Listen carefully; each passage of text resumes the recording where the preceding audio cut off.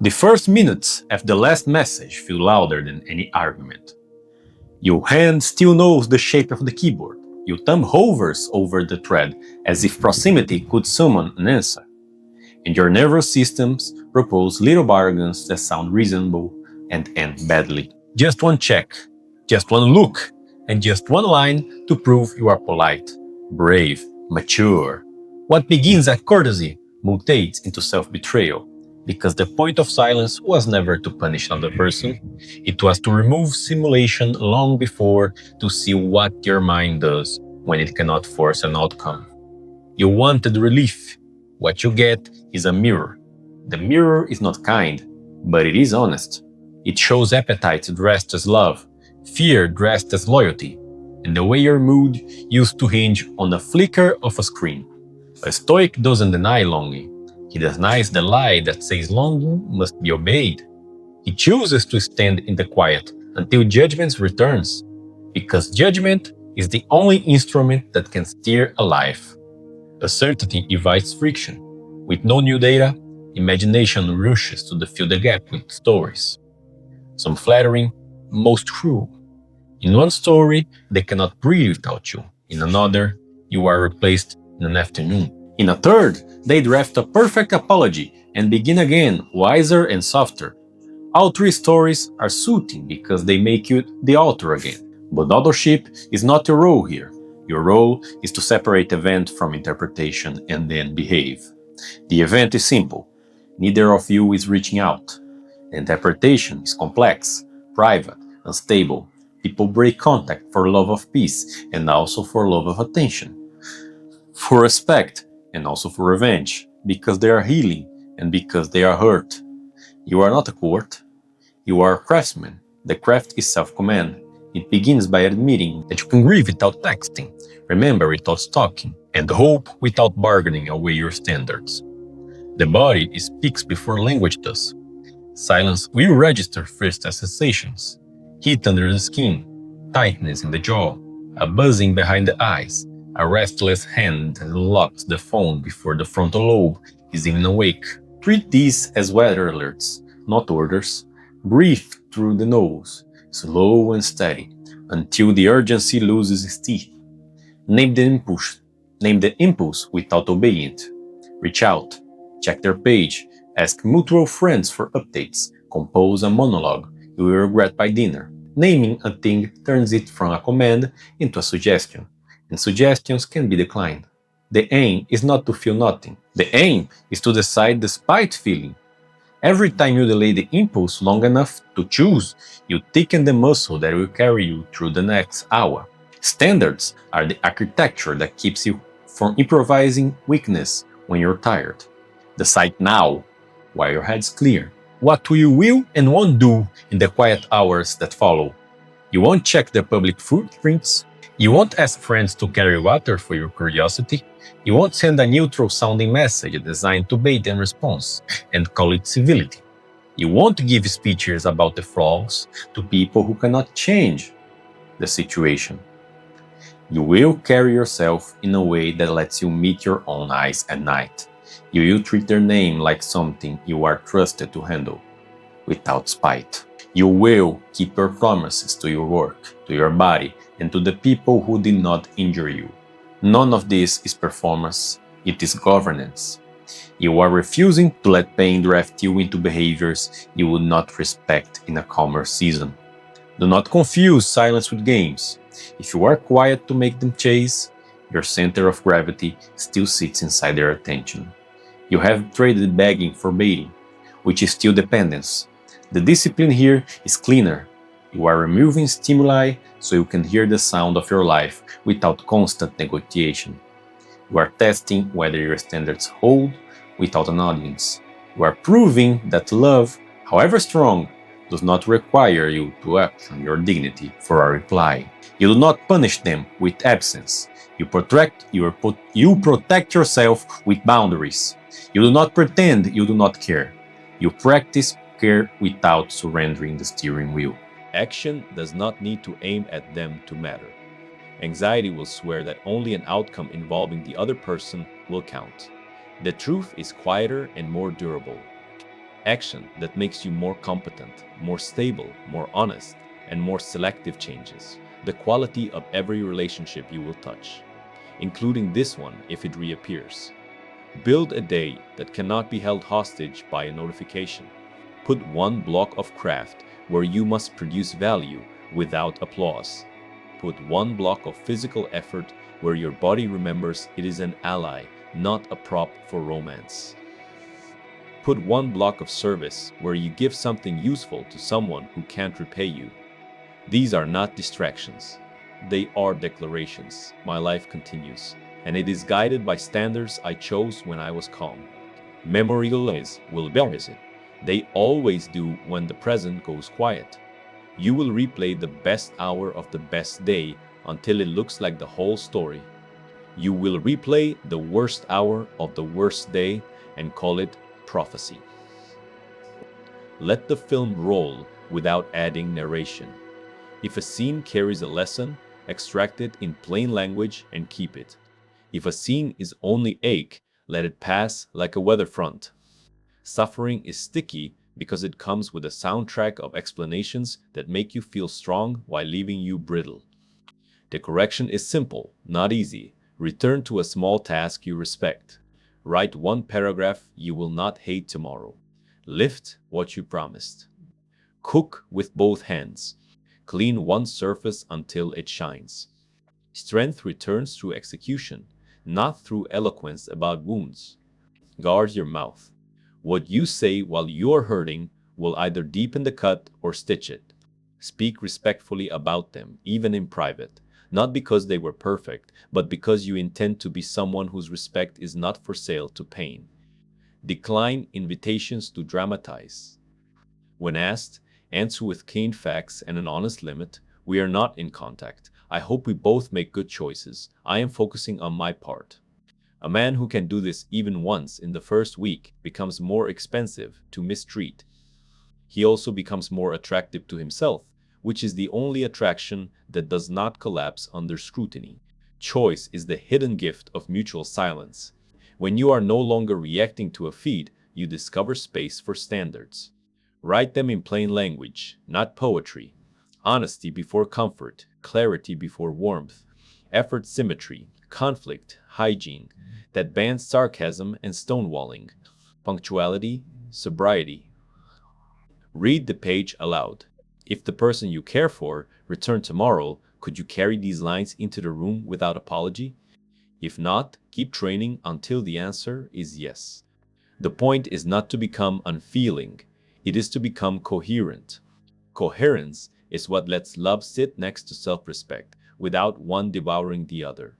If you have something essential to say that would make you respect yourself more tomorrow, say it once with clarity and accept whatever follows without bargaining.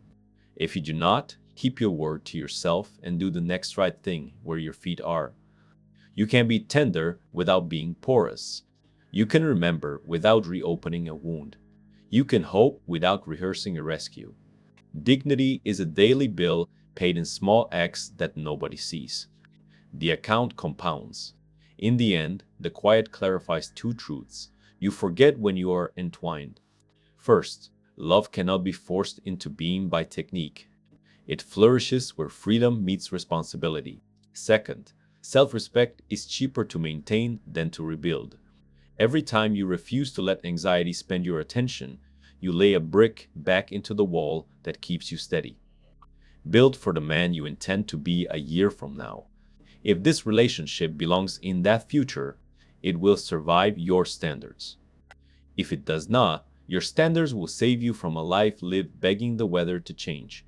The first shock fades, and you begin to notice a second wave, quieter and more relentless withdrawal. It is not dramatic enough to warrant sirens, just a persistent tug in the chest and a thousand micro motions of the hand toward a screen that no longer owes you anything. This is the hour when many people call the whole experiment a failure and send a message that sounds like kindness and functions like panic. You are not failing because your body protests. You would only fail if you let the protest decide what kind of man you are today. The nervous system always confuses relief with respect. Contact can relieve you without restoring your dignity. That is why discipline must take the wheel now. The point is not to out-stubborn another person. The point is to outgrow the version of yourself that outsourced his peace to their replies. Agency returns when you move from asking questions. No one can answer to executing loops you can repeat. There are three levers you can pull every day without permission from anyone: your body, your craft, and your circle. The body goes first because it speaks a language older than thought. Move in ways that remind your frame it was built to carry weight. Walk with pace. Lift something heavy enough to require attention. Breathe through your nose until your pulse agrees to come back down. Sleep as if tomorrow's judgment depends on it, because it will. Eat in a way that keeps your mind from surfing sugar crashes to conclusions about destiny. The body cannot replace love, but it can deny despair the chemistry it needs to hijack your story. When your state is steadier, the ghost of the thread on your phone loses authority and becomes what it has always been: colored pixels arranged by a server. Your craft is the second lever because competence repairs self-respect with a stubborn, unglamorous reliability. Pick one project that matters independent of romance, then do a piece of it every day, whether or not you feel watched. If you create, create. If you sell, sell. If you build, build.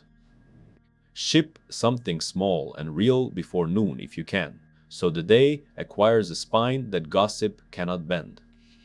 The work does not erase longing, but it gives longing a better container than spirals. It also changes your posture in every future conversation, because you are no longer auditioning for worth. You are bringing value with you like a tool bag that opens and delivers. People who love you will feel the difference. So will you. Your circle is the third lever because isolation amplifies fantasy. Do not weaponize friends as spies or jurors. You are not building a case, you are building a life. Choose one or two people who tell you the truth without applause and let them witness your experiment with minimal ceremony. Report actions, not theories. I trained at 7. I wrote the brief. I kept the boundary. I slipped and recovered. If they are decent, they will not offer speeches. They will mirror your seriousness and keep you inside your standards when the night invites shortcuts. Service also belongs here. Give time or skill where it matters and cannot be repaid. It is difficult to drown in self-concern while carrying someone else across an hour they could not cross alone. You are not using charity as a distraction. You are restoring proportion. The mind will keep presenting moments that feel like emergencies disguised as etiquette. A birthday appears, or a date that belongs to both of you, or a mutual friend mentions a detail your stomach isn't ready for. The reflex is to touch the glass to show you are kind. This is where you install a simple brake that saves you from decisions made on a flood. Wait 48 hours before taking any action that points at them. Write the impulse down with the trigger that birthed it. Sleep twice. On the second morning, reread what you wrote and ask whether the action would make you respect yourself if no reply came. If the answer is yes and the act is clean, you may choose it. If the answer is no or the act hides a hook, you will keep your word to yourself and let silence work. Narratives are the enemy of agency because they feel like movement while leaving you in the same chair. When a surge hits, run a small protocol that separates the world from the story you projected onto it. The action might be to send a sober email to a colleague, to make a meal that your future self will thank you for, to block an hour for the one task that keeps getting bullied by distraction, or to step outside and walk until your breath outruns your anger. The sequence matters. Data first, drama second, deed now. Most people invert it and get swallowed alive by the very narrative they could have diluted with one small move. Standards around speech will carry you further than tricks. Speak about them, if you must, with the fairness that holds even when you are tired. An unguarded mouth ruins months of steady practice in a minute. Refuse to editorialize them into a villain just to feel clean. Refuse to burn their reputation for an audience you wouldn't trust with your own. You do not have to lie to be noble. You only have to be precise and brief. We are not in contact. I hope we both choose well. I'm focused on my part. These sentences are not weakness. They are armor made of self-respect, and they fit better than any revenge suit you could tailor in a fever. The temptation to peak is not about information, it is about control. You think a new post will settle your pulse, but it will only pull you into a marketplace where fragments are sold as truth. If you must be online, audit your feed as if you were protecting a child. Remove triggers that hijack attention. Mute loops that teach you to measure your worth against edited lives. Train your hand to reach for a notebook before it reaches for a thread. Write a single line you intend to prove today. Then move your feet in that direction so that they can answer back with something more solid than speculation. Expect setbacks. You will check, you will ache, you will compose messages in your head that would win awards if awards existed for elegantly losing ground. When you slip, do not fold the whole map because one step went backward. Correct immediately and openly to yourself. Name the trigger that beat you. Adjust the environment that enabled it. If the phone lives on the desk, exile it to another room during your heaviest work. If the night invites the worst choices, establish a closing ritual that denies the hour its claws. Shut the screens. Write the 3 most concrete actions for tomorrow on one card. Read 2 pages of something that makes you proud to be human. Then sleep. You are not weak because you fall. You are weak if you pretend the floor is comfortable. There is one more truth that will spare you from performative strength. Closure is not a reply. Closure is behavior. It is the repeated act of choosing standards over soothing, of honoring what you said when you were clear, even when your feelings preach a softer gospel. You cannot force another person to match your discipline. You can build a life that does not collapse if they never do. If they return, your stability will prevent you from sprinting back into the same maze. If they do not, your stability will prevent you from wasting the next season, proving to the air that you deserved a different ending. Either way, the work pays. Carry a sentence that keeps your compass north when the dark gets loud. I will behave in a way I can respect, regardless of who answers. Say it when your hand shakes. Say it after you slip. Say it when a well-meaning friend suggests a shortcut that would cost your dignity in installments. You are not racing them to a finish line no one can see. You are building something that belongs to you, even when no one watches. A day that cannot be purchased by anxiety and cannot be negotiated by longing. If this is sharpening your edge, there is more to build. Stay close so the discipline becomes a habit rather than a moment. Silence exposes cravings that ordinary days keep disguised as preferences. You call it affection, but remove the replies and what remains often looks like withdrawal, a tangle of urges that want relief more than truth. The mind hates empty space and begins to decorate it with theater. One moment you are the villain who ruined everything, the next you are the hero they will regret losing, and by evening you have drafted a reunion that only requires the world to obey your script. None of these roles are reliable. They are morphine for uncertainty. A Stoic refuses the sedative. He admits the ache, names the urge, and declines the performance. He understands that love without judgment becomes appetite, and appetite seeks soothing, not standards. Standards are what you owe yourself when the thread goes quiet. Attachment is not a sin, it is a gravity. It keeps people near long enough for trust to grow, and it helps promises hold during seasons when feeling retreats. But gravity distorts perception when you drift too close to its source. You begin to accept crumbs because they are warm. You begin to praise inconsistent effort because the alternative is emptiness. You begin to call anxious obsession care, and you call boundary-violating pursuit romance. This is how dependency impersonates devotion. You were built to bond, not to beg. The correction is not to amputate affection, it is to sober it. Affection without clarity produces bargains. You cannot respect in daylight. Clarity without affection produces a cold room no one can live in. The balance lives in a sentence. You can say, even while missing them, I can love someone and still refuse to auction my dignity for relief. Ego complicates the picture because it translates uncertainty into humiliation.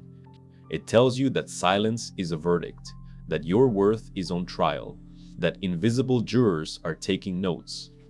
None of this is strength. It is theater that mortgages tomorrow's dignity for a few minutes of applause in your nervous system. You do not need to win a narrative. You need to keep your standards. Narratives can be manipulated. Standards cannot be faked for long. A single clean act, keeping a boundary you promised yourself, refusing to gossip, shipping your work on schedule, rebuilds more self-respect than 100 speeches aimed at ghosts. If the mind insists on stories, impose a rule. Every story must cash out as behavior that upgrades your position even if no response ever arrives. The rumor in your head that they are happier without you must convert into practices that make you resilient without them. Sleep you defend, meals you cook, miles you move, pages you write. The fantasy that they are aching for you must convert into disciplines that make your presence expensive to mistreat. Boundaries you can articulate, consistency you can prove, calm you can keep in conversation.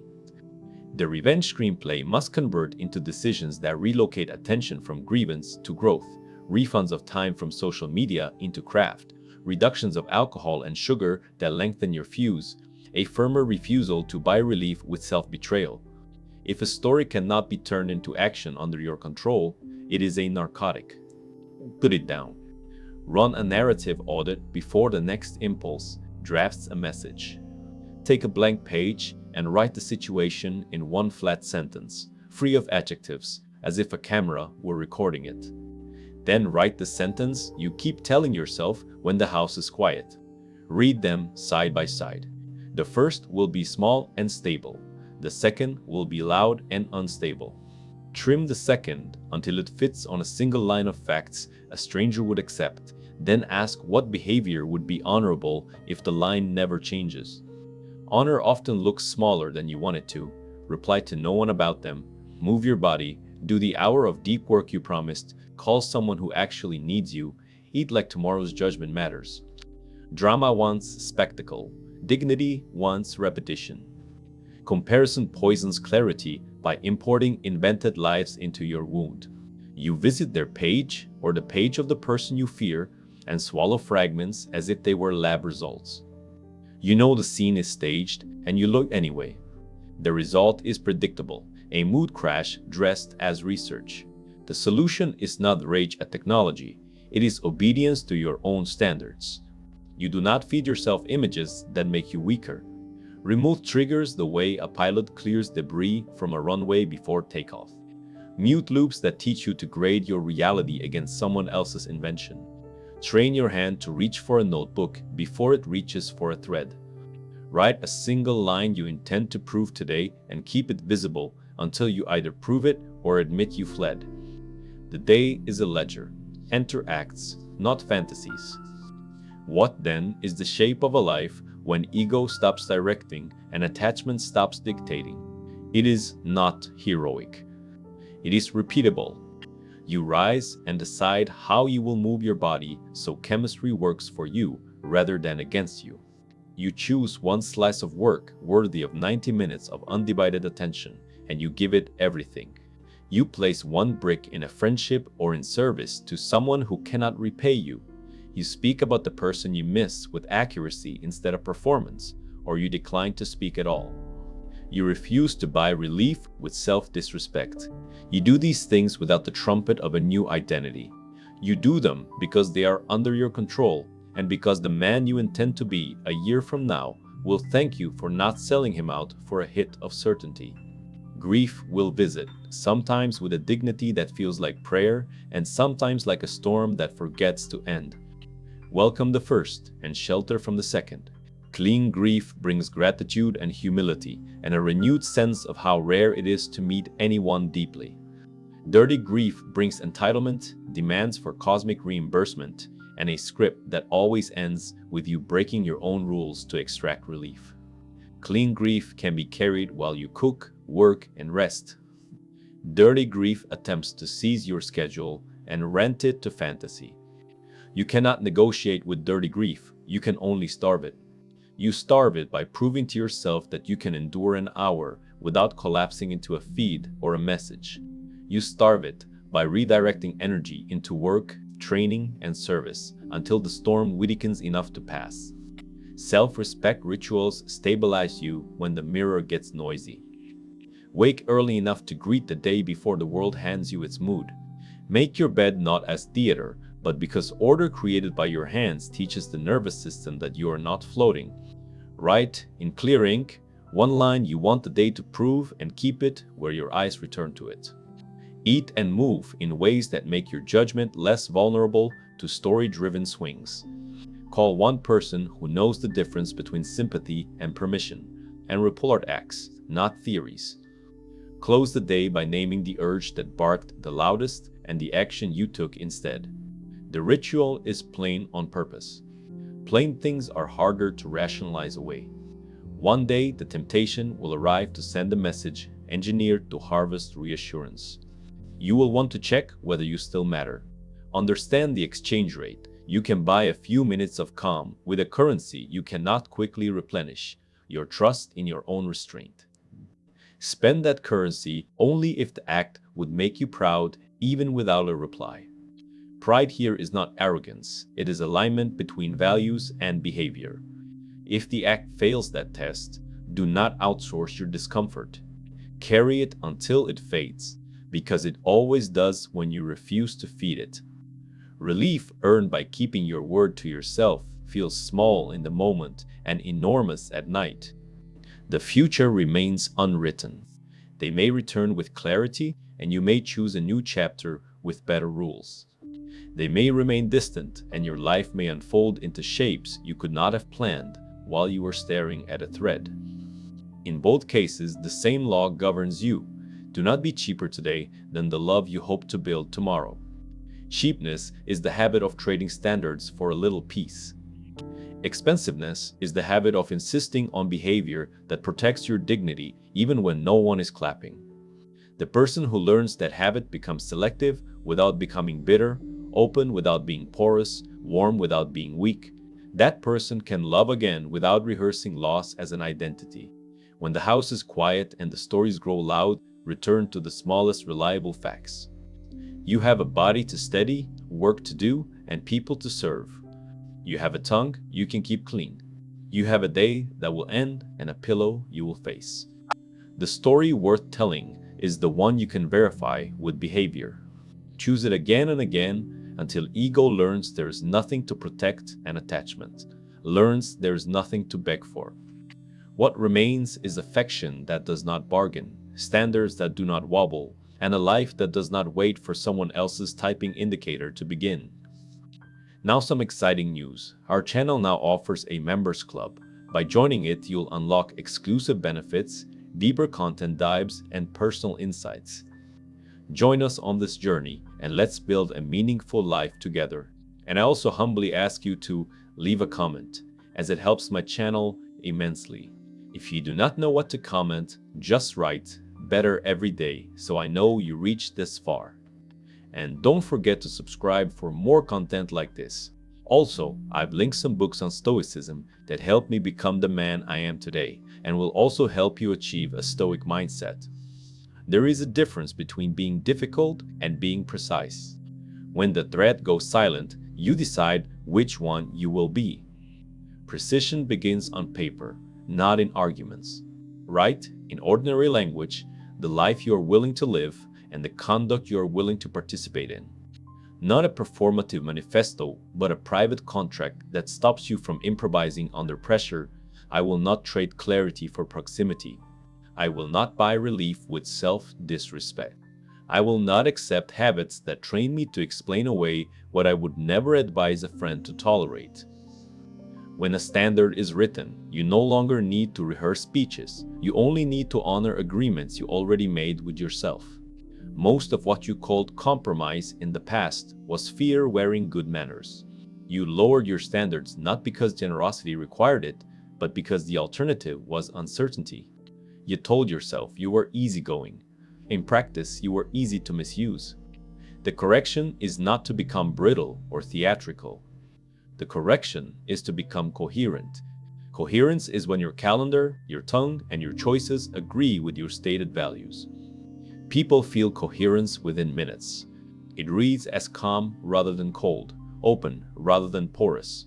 You stop selling reassurance with your boundaries and start offering reliability with your presence. The signal is steady, you're the same person in private, in conflict, and in quiet. Boundaries are rules for your participation, not punishments for their character. A rule without a consequence is a wish, and wishes invite improvisation at your expense. Consequences do not have to be loud to be real. If silence is used as a weapon, the conversation pauses until both can return to plain speech. If your time is treated as elastic, you reduce availability and stop building plans on unstable ground. If affection appears only when you threaten to leave, you stop rewarding intermittent reinforcement by refusing to bet your peace on spikes of attention. None of this is cruelty. It is stewardship.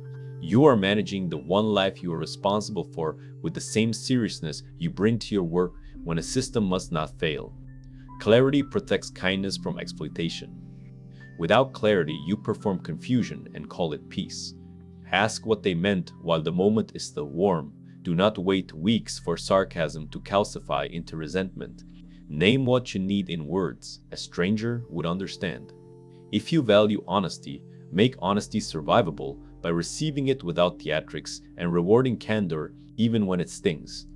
If you value punctuality, be punctual yourself and stop placing important commitments in columns that do not respect time.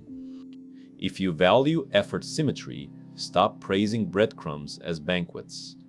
Clarity does not guarantee agreement, but it guarantees that disagreement wastes less of your life. Healthy standards protect dignity and preserve freedom on both sides. Freedom is the test. You cannot compel enthusiasm, you can notice its absence. You cannot script desire, you can refuse to live on crumbs. You cannot outlaw disagreement, you can insist disagreement. Travel with curiosity and clean language. Standards say, here is what I will do and what I will not do, not here is how you must feel. The moment your standard begins to manage someone else's interior world, it has drifted into control. Bring it back to behavior. Behavior is what you accept, what you reply to, what you schedule, what you fund with time and attention. When you return to behavior, the fog clears. Rehearsal keeps lines steady when pulse and pride run hot. Write the sentences you will use when patterns repeat, because they will. I care about you, and I'm available when we can both stay in plain speech. I won't continue, while sarcasm replaces effort. I'm free for plans confirmed by 6. Otherwise, let's find another day. That doesn't work for me. Here are 2 alternatives that do. None of this is clever. It is deliberately boring so you can say it, while adrenaline begs you to escalate or retreat. Rehearsal is not about winning a point. It is about staying the person you respect while the room tries to hire your worst habits. Selection is kinder than persuasion. Begging adults to honor basic terms trains them to see your terms as negotiable. Living your terms invites alignment or exit. There is grief in the clarity that follows, but there is relief too. You are not supposed to keep everyone. You are supposed to keep the people who can breathe where you are going. Standards also filter you. You stop volunteering for roles that require shrinking. You stop explaining yourself to rooms that profit from your confusion. You become simpler. Here is what I do. Here is how I love. Here is where I will not bend, because bending there would break me. Generosity remains essential, but generosity without discernment becomes a sale. You discount yourself to move the product and then act shocked when buyers behave like bargain hunters. Price yourself at the cost of your coherence. That does not mean being dour or superior. It means saying no without a press release and yes without resentment. It means declining to participate when the terms are vague and asking for plain language when promises are theatrical. It means telling the truth before convenience arrives. The result is not drama. It is a quieter house with fewer emergencies caused by your own neglect of the terms. Keep one sentence where you can reach it in the dark. You are not hard to get. You are hard to misuse. The line is not for them, it is for you. It reminds you that access is not a prize awarded for charm, but a responsibility carried with care. You grant it where behavior proves alignment and revoke it where behavior proves otherwise. Revocation does not require a speech, it requires follow through. You can wish someone well while ending the pattern that harms you. You can carry affection without carrying their consequences. You can hold tenderness in the same hand as standards and refuse the false choice between warmth and self-respect. Your standards will expose your own inconsistencies, and that exposure is a gift. If you demand punctuality but treat your promises to yourself like suggestions, your nervous system learns that your lines are only for other people. If you preach honesty and hide your needs behind jokes, you are asking for what you refuse to model. The antidote is symmetry. Hold yourself to the clarity you request. Keep agreements with yourself when nobody is watching. Leave rooms where you become a hypocrite to keep the peace. You are training the person you will have to live with when the lights are off. That person is the real audience, and he has a long memory. Some environments will call your standards arrogance because their economies depend on malleability. Do not return to those rooms to explain yourself. Leave them to their math and build elsewhere. You do not need a culture that applauds you. You need a culture that makes integrity ordinary. Start small. One friend who tells the truth and keeps their word is a civilization. One team that rewards clear agreements over heroic rescues was a city.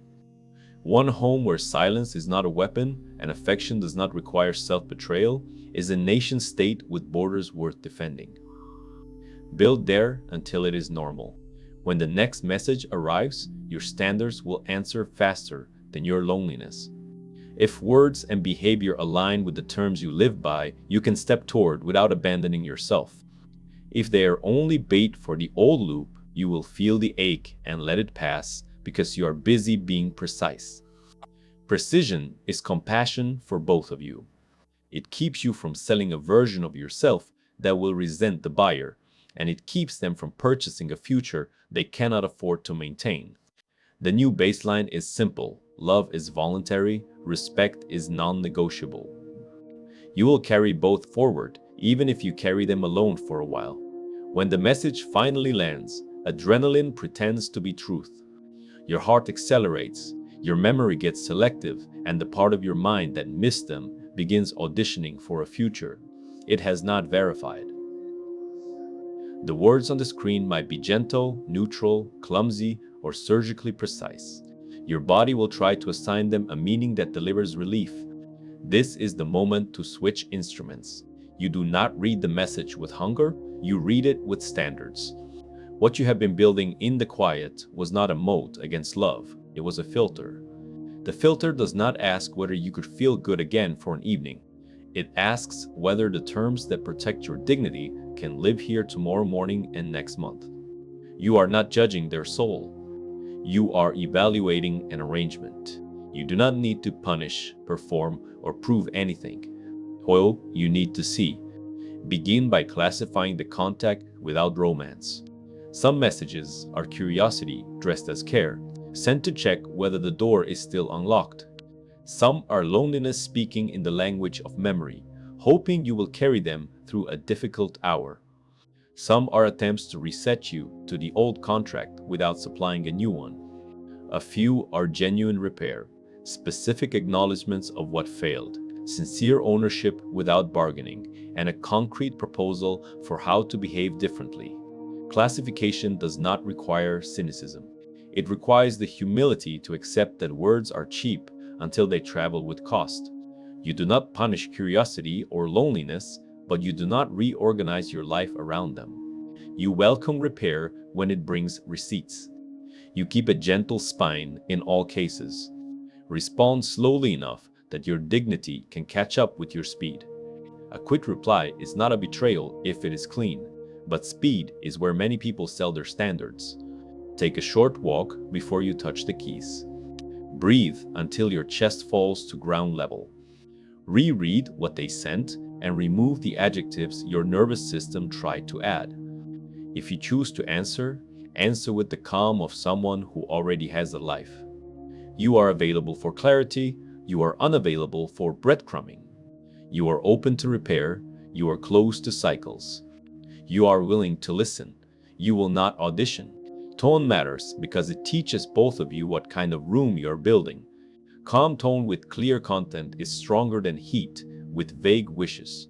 Translation turns sentiment into structure. If they say they miss you, you can appreciate the sentiment while asking what exactly will be different this time. If they apologize, you can receive it while asking what behavior will carry the apology forward tomorrow. If they suggest meeting, you can agree in principle while proposing the terms that protect you from history, a specific time and place, a time-boxed conversation, and a short agenda that names the point. This is not corporate theater imported into romance. It is respect for two human beings who deserve to know what they are walking into. You do not build a future on fog. When fog is present, you slow down, turn on low beams, and refuse to pretend visibility for the thrill of moving. Verification is merciful. It saves both of you from the cruelty of big promises delivered by fragile habits. Ask 3 questions, kindly and plainly. What has changed since last time, beyond how we feel today? What will be different next week in terms of behaviors we can both observe? What happens if the difference doesn't materialize when life gets loud again?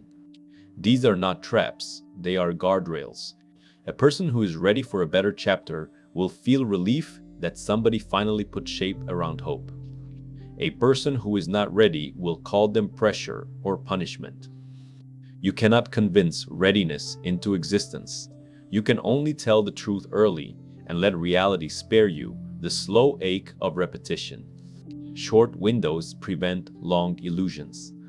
If you agree to explore, keep the exploration small and testable.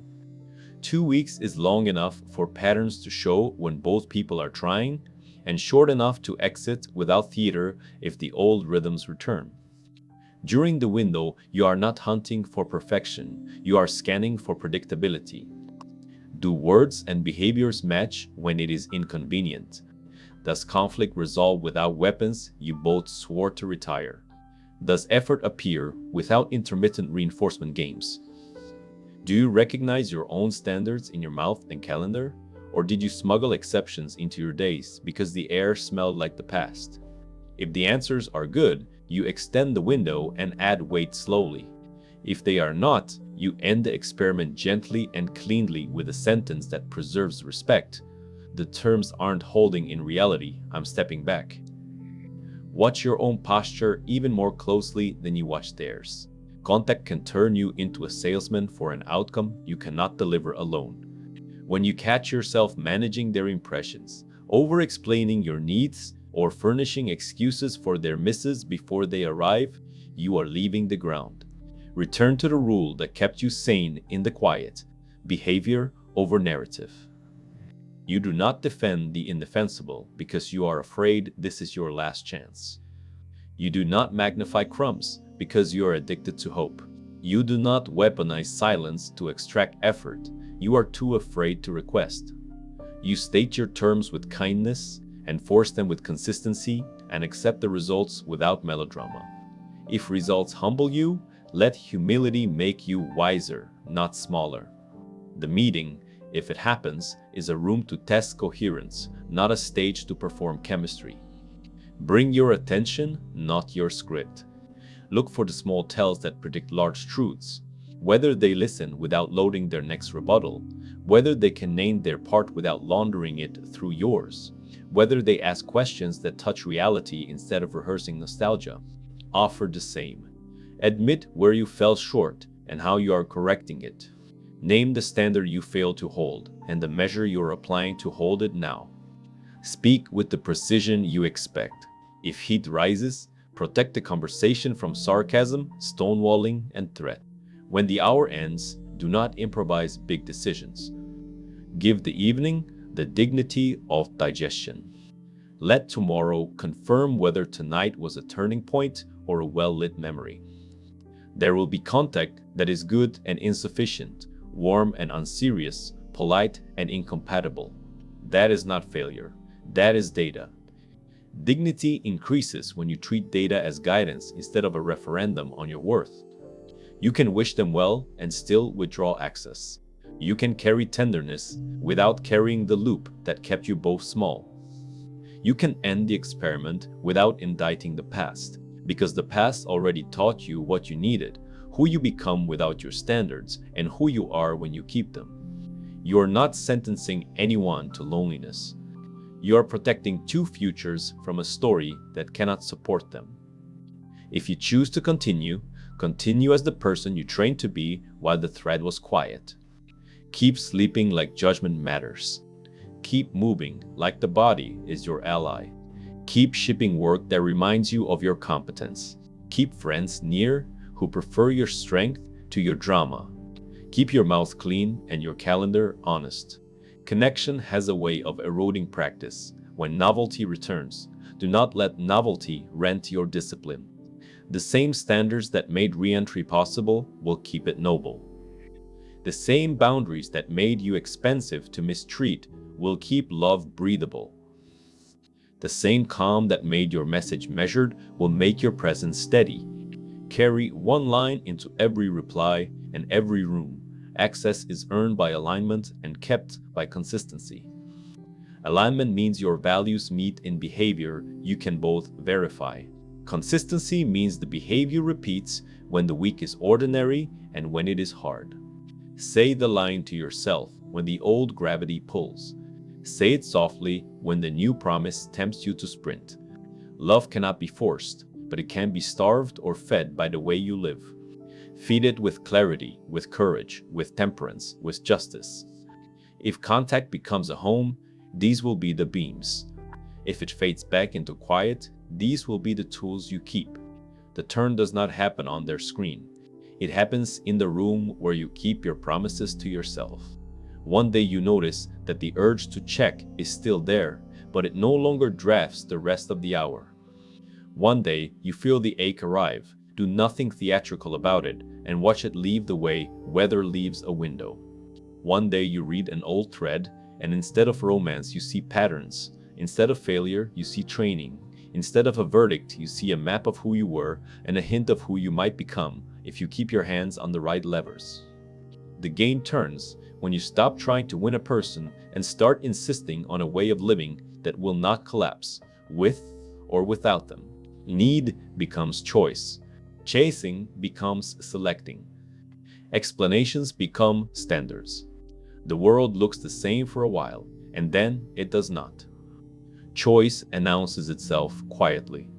You discover that you can wish someone well without offering yourself as the place where their untrained habits can sleep. You discover that you can feel tenderness without mistaking it for a command. You discover that you can forgive without reopening access, because forgiveness cleans your side of the street while access governs who parks in your driveway. This is not coldness, it is stewardship.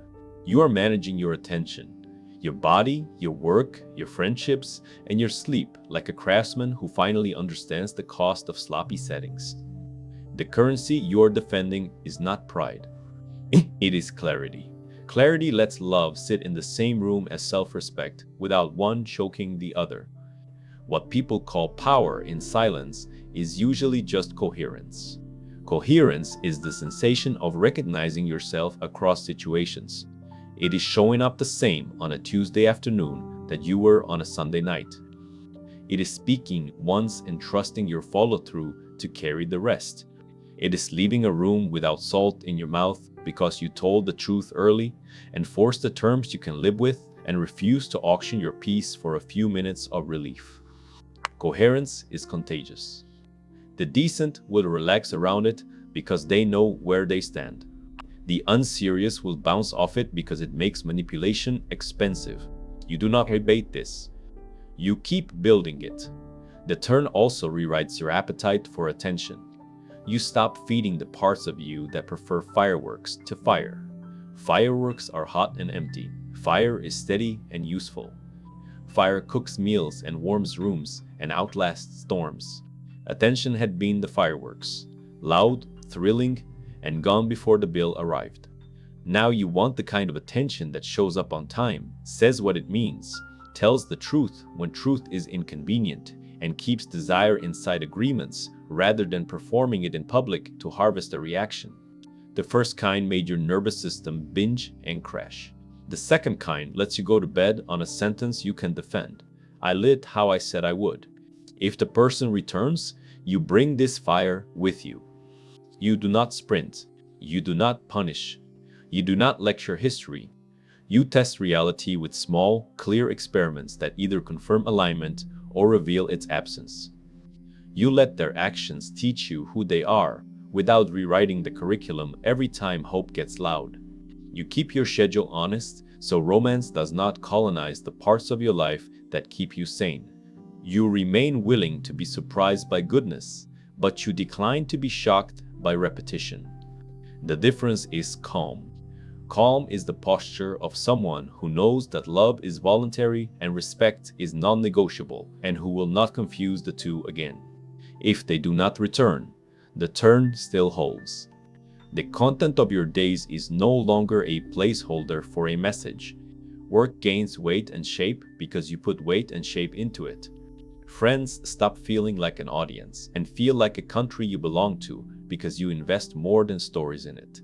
Your body becomes less of a prop and more of a partner because you trained it to absorb stress without borrowing tomorrow. Mornings cease to be auctions, where urgency buys your time for pennies. They become the fixed floor, where you set the tone before the world starts bargaining. You recognize this as luck of your own making, not as the prize for winning a contest no one was judging. There will be temptations to turn the turn into posture. Strength loves costumes. It wants to be seen wearing its standards, like armor in bright light.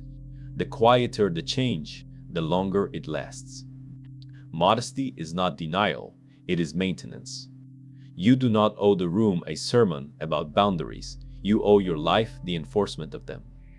You do not need to announce what you will not tolerate. You need only to stop tolerating it. You do not need to humiliate anyone to prove you have moved on. You need only to move on in a direction that compels your respect. The mature version of this discipline looks boring from the outside.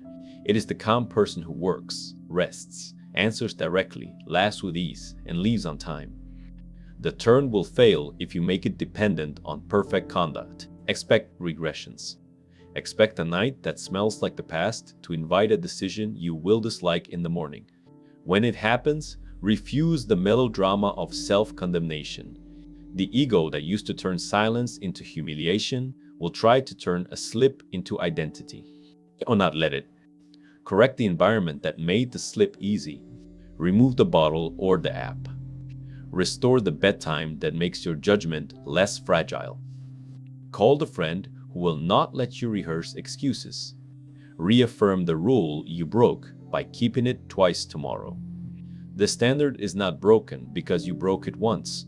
It is broken only when you stop returning to it. You will notice that your taste changes. The rooms that once glittered look noisy. The people who once thrilled you look expensive in the wrong currencies.